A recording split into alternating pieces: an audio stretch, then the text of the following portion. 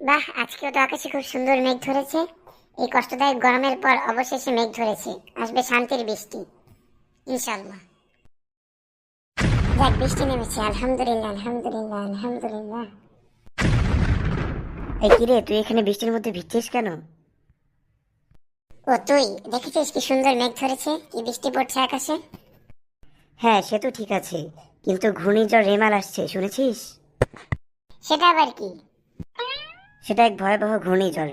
এ থেকে বাঁচতে আমাদের সকলের কিছু করণীয় মেনে চলা দরকার। আমাদের সকলের নিরাপদভাবে থাকা উচিত।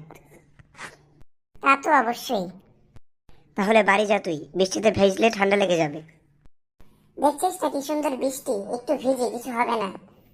সে পরেই দেখা যাবে। আহ, কি ভালো লাগছে এই বৃষ্টিতে। মা, কি অবস্থা হলো